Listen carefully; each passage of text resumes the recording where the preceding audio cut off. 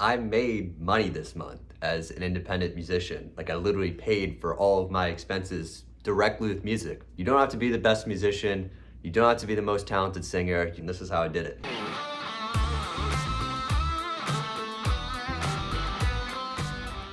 All right, month 5 and doing fine. This month was all about gigs. I reached out to so many venues, like literally 100 venues probably. Every single winery within a 100-mile radius should know my name at this point. The results were really surprising to me. I got about 10 to 12 gigs this month, and almost all of them were paying, which was super nice. Basically what changed between this month and all the other months was really me and how I approached getting gigs. If you know me, I'm a bit of an introvert and I'm pretty shy, so doing something like cold calling or going directly into a venue is pretty daunting to me. But really I just had to suck up the courage and do it, because I found when I call and I ask for the booker, you just get way more direct contact info. Sometimes you can even speak to them right on the spot, and you're making a good first impression. And if they say no, literally the worst they can do is hang up or tell you, we're not accepting more musicians at this time. So once I got into the groove of making phone calls, it was actually pretty fun and even like a break from doing my other musical duties. I got word from some musicians about wineries, specifically wineries in Temecula. It's like an hour and a half from LA. And there's literally 50 wineries within a 100-mile radius. So what I did is I called up every single one of them. Even if they didn't have like live music listed on their website, I kind of called asking if that was like a service they were interested in getting for the summer season, and really had success with that. First off, wineries are super well paying. They also give you free wine, and the people who are there are usually pretty well off and they tip pretty nicely as well.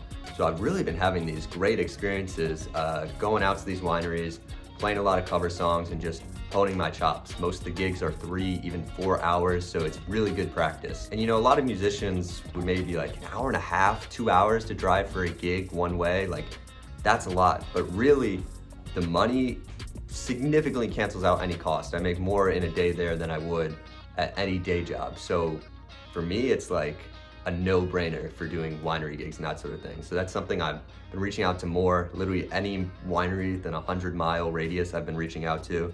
And I have a few more lined up for July, which I'm super excited about. I've also been getting more gigs because I'm in a lot of bands. I'm in about 3 bands right now. One is an alt rock band called Valiant Dalliance. I play lead guitar in that. The other one is this folk band that I play in with this guy, Rye. He's a super talented songwriter and musician, and he's been inviting me out to all these farmers market gigs as well as some just shows in general. And the third is this post-rock instrumental melodic sort of band where I'm filling in the lead guitar live and also helping to write some new songs. So because of all these connections I've made in all these bands I've in, it's not just about my solo shows, I also get to play with other people, which is great. Like I said, I want to be playing pretty much every single night, so if I'm in a lot of bands, so I'm getting a wide range of gigs, because there's some venues where me as myself, I can't really reach out to. They're either like, oh, we're like a rock venue or a punk venue, or oh, we only do bands. So there's limitations to what I can do as a solo singer-songwriter.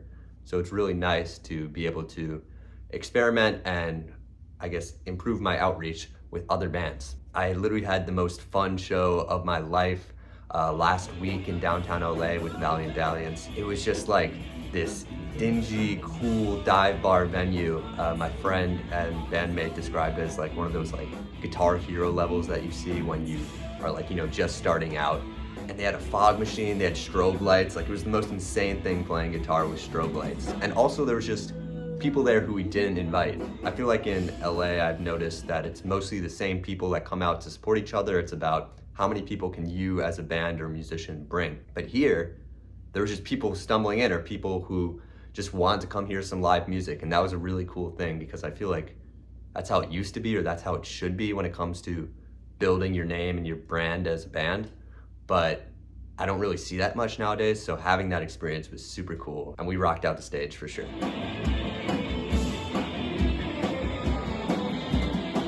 Like I said, I also play in a folk band with a musician named Rye, and that was a really cool experience because I got to sing harmonies live for the first time. As you know, singing is a newer endeavor for me, and when I'm recording music, like, it takes me a bunch of takes, and when I'm singing live, I'm just hoping on some level that I'm hitting all the notes. And when you throw in harmonies, that's a whole other level of difficulty and confusion, because now I have to sing the part that's not the main line and not get distracted by the person singing the main line.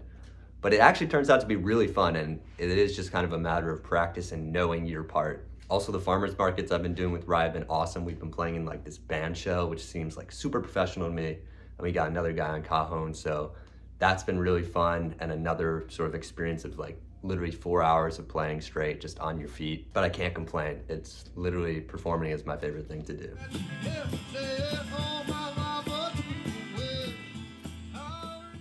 I've also started giving guitar lessons, which I think is a long time coming, honestly. Basically, I was at my house and one of my roommates was asking me a few questions about how to play guitar. They're kind of a beginner, had a few questions about chords, and as I'm doing it, I'm like, why are you not giving lessons? Like, you're actually pretty good at this. Like, obviously, I'm decent at guitar. I've been playing for a long, long time, but I also realized that, hey, I think I could be a good teacher. I took lessons for such a long time that I've kind of absorbed a lot of those qualities of what makes a good teacher and what I like in a lesson.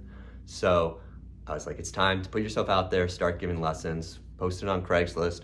Got a few replies. I've done a few follow-up lessons as well after, and that's been a really fun experience. I felt like an imposter the first time. I was like, they don't know I've never given a lesson before. They don't know, like, this is all new to me. But it went really well. We worked on Slow Dancing in a Burning Room by John Mayer. That was really fun. I love that song, and just teaching someone else is a very cool thing.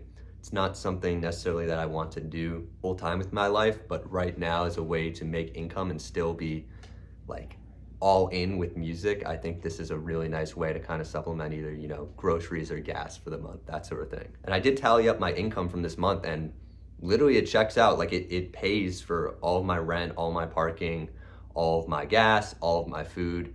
I didn't necessarily make money above that amount, but I didn't lose any money, which is actually a great feeling, because even though I have this money saved up where I'm able to do music full time, it's still scary watching it dwindle, but it's been nice to be like, oh, I didn't have a net loss this month. And hopefully with the kind of drive I've been having in terms of getting out there and getting gigs, I can continue that month to month and even grow to the point where I am getting a sizable income, and I can also feed that money back into my music in terms of getting my songs professionally mixed and mastered, or promoting them with ads. That's something I'm really looking to do in the future.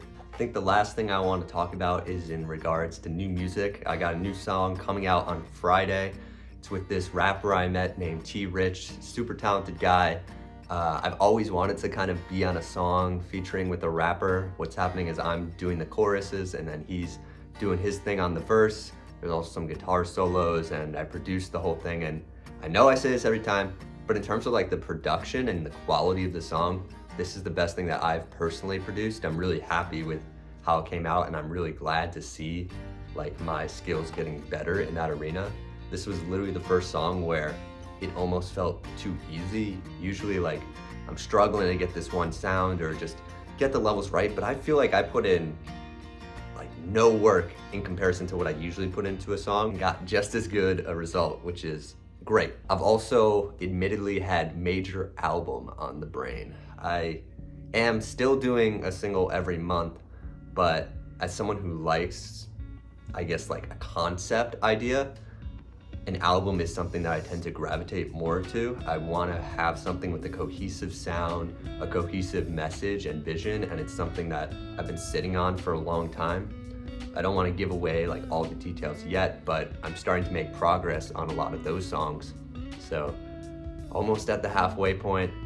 It's been really fun, really insightful, a huge learning experience, and I'm really happy with the connections I've made out here, I think, above all. And I think that shows in the friendships I have and the bands I'm in and all of that. So even though, you know, it's not always the easiest and there's a lot of hard days out here, we're doing all right. We're doing all right.